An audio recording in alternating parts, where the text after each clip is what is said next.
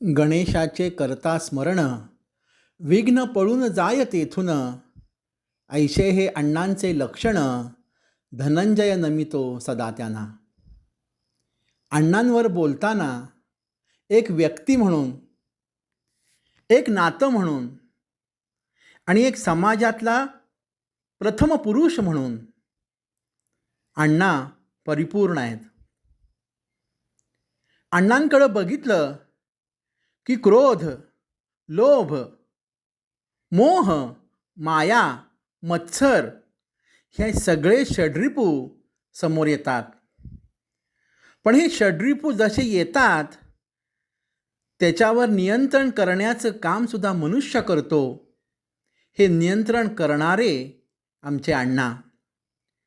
समोरच्या व्यक्तीला समजून घेणं, समोरच्या व्यक्तीला प्रेम लावणं, समोरच्या व्यक्तीला त्याच्या कर्तव्याची भावना निर्माण करून देणं आणि त्याला पायावर स्वतःच्या उभं करणं म्हणजे अण्णा. गणपती तरी काय करतो? आपल्या भक्तांना विघ्न येणार नाहीत असं करतो स्मरण केल्यानंतर विनायकाचं. तसंच आमचे अण्णासुद्धा कुणीही त्यांच्याकडं सल्ला घ्यायला गेलं तर ते विनमुख कुणाला पाठवत नसत. योग्य सल्ला द्यायचा आणि त्याला पूर्वीच्या भाषेत अन्नाला लावायचं, म्हणजे स्वतःच्या पायावर उभं करायचं. कितीही तो दुष्ट असला, कितीही तो दुराचारी असला, तरी तो आपल्याला शरण आलाय, त्याचं कल्याण केलं पाहिजे.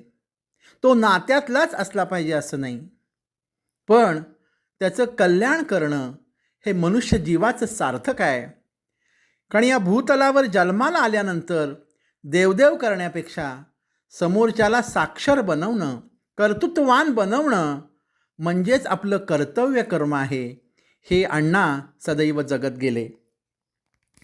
एका शेतकरी कुटुंबात जन्माला आलेले अण्णा.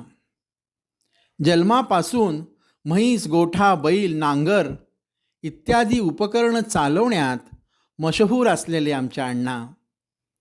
शिक्षण त्यांनी फारसं नसेल घेतलं, पण एखाद्या वकिलाला सुद्धा जे सुचणार नाही ते अण्णांच्या डोक्यात यायचं.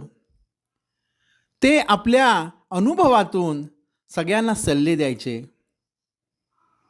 समोरच्या व्यक्तीला आपल्या बाजूनं कसं वळवायचं, कसं पटवून द्यायचं, प्रत्येकाची साक्ष कशी पटवायची, खूणरेखा कशा तयार करायच्या, कशा सगळ्यांच्या समोर ठेवायच्या आणि यश कसं संपादन करायचं, ह्याचं मूर्तिमंत उदाहरण म्हणजे अण्णा. मला आठवत नाही की अण्णांनी कोणताही व्यवसाय फार मोठ्या प्रमाणात केला, पण अण्णांनी आपलं कर्तृत्व मात्र फुलवलं. हे कर्तृत्व फुलवताना त्यांनी आपल्या शेती हा व्यवसायाला समोर केलं.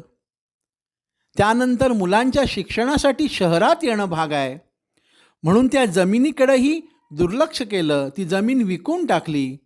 त्यातून त्यांनी साताऱ्यामध्ये घरं घेतली आणि एक घर घ्यायचं, सुस्थितीत आणायचं आणि चांगली किंमत आली की विकून टाकायचं. हा जणू अण्णांचा असलेला छंद आणि त्यातून निर्माण होणारी चिकित्सा. अण्णा आम्हाला काय शिकवतात तर कोणत्याही प्रसंगामध्ये उभं कसं राहायचं. अण्णा आम्हाला काय शिकवतात, कोणत्याही प्रसंगाला सामोरं कसं जायचं. शिक्षणानं सर्व काही मिळतं ह्याच्यावर अण्णांचा अजिबात विश्वास नव्हता. अनुभव श्रेष्ठ आहे. शिक्षण हे माध्यम आहे, पण अनुभव आणि कर्तव्यपूर्ती हे साध्य आहे. आपल्याला एका ठिकाणी जायचं आहे, तो प्रवास किती आहे हे जाणून घेणं महत्त्वाचं आहे. त्यासाठी वाहनांचा अभ्यास नको, तर मिळेल त्या वाहनानं तिथं आपल्याला पोचायचं आहे. आणि आपण का त्या एकदा शिखरावर पोचलो की तुम्ही कसे आलात हे कोणी विचारत नाही. तसंच माणसाचं आयुष्य असतं. माणसं जोडणं हे सर्वस्वाचं साधन आहे. अण्णांनी नात्यातलीच नाही तर अनेक इतर जातीतली सुद्धा माणसं जोडली. त्यांचे मित्र सगळ्या जातीतले होते. इंदोलीसारख्या खेडेगावात राहताना गाव गुंडांची साथसुद्धा अण्णांना द्यावी लागली. पण त्यावेळी त्यांच्या मनातला प्रामाणिकपणा मात्र ते जपत होते. ज्या गावच्या बाबळी असतात त्याच गावच्या बोरी असतात, हे अण्णांचं वाक्य सदैव लक्षात येतं. अण्णा म्हणायचे, मनुष्य जन्मानं वाईट नसतो, तो अनुभवानं वाईट होतो. त्यामुळे ज्या जमिनीमध्ये बाबळी उगवतात, त्या जमिनीमध्ये बोरी उगवतात, त्या जमिनीमध्ये केळीसुद्धा उगवते आणि त्याच जमिनीमध्ये आंबासुद्धा लागवड करू शकतो आपण. फक्त त्यासाठी जमिनीची मशागत करायला पाहिजे. बोरीला आणि बाभळीला वाढवायसाठी जमिनीच्या मशागतीची आवश्यकता नसते. पण केळ आणि आंबा जर आपल्याला लावायचा असेल तर आपल्या जमिनीची मशागत करायला हवी. समजायला बोलायला अतिशय सोपा शब्द आहे होतो. पण अण्णा म्हणायचे, आपल्याला कुठल्याही व्यसन जर लागायचं असेल, व्यसनाच्या सहवासात जर आपण गेलो तर ते आपल्याला व्यसन लागतंच. कुसंगतीनं व्यसन लागतं. पण आपल्याला सुसंगतीसाठी जायचं असेल तर आपल्या मनाची तयारी करावी लागते.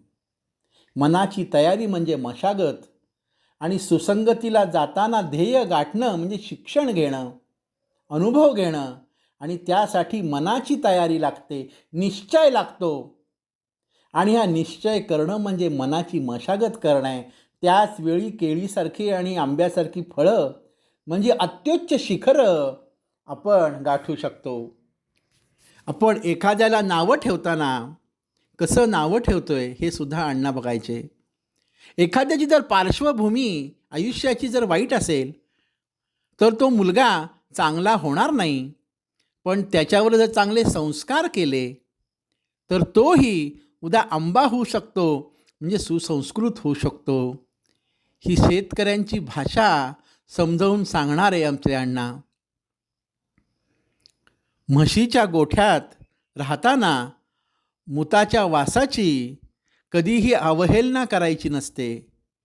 कारण ती जर अवहेलना झाली तर आपल्याला राहायला ठिकाण मिळणार नाही. म्हणजे अण्णा सांगायचे, ज्यांच्या आपण आश्रयाला गेलो आहे, आपलं स्वतःचं कल्याण करायचं आहे, तर त्यांचे दोष काढत बसायचं नाही. आपल्याला त्यांच्याकडून जे चांगलं घ्यायचं आहे ते घ्यायचं आणि आपला कार्यभाग संपल्यानंतर आपल्या ठिकाणी आपण निघून जायचं. अनुभव घेताना अण्णांची वाक्य नेहमी आम्हाला प्रेरक ठरतात. अण्णा म्हणजे माझ्या आत्याचे यजमान. माझी आत्या अगदी सुंदर, नाजूक आणि अण्णा मात्र तेवढेच दांडगे आणि रांगडेसुद्धा. पण त्या दोघांचा संसार अतिशय आनंदाचा झाला. आनंद हा मिळवावा लागतो, मिळतो समाधानानं. आहे त्या परिस्थितीमध्ये माझ्या आत्यानं सगळे समाधान सोहळे केले आणि त्यांचा संसार आनंदाचा झाला. अनवाणी चालणाऱ्या माणसानं पायात काटा रोतेल असं चालायचंच नसतं, अशी माझी आत्या म्हणायची. याचा अर्थ खूप दिवस मला कळायचं नाही.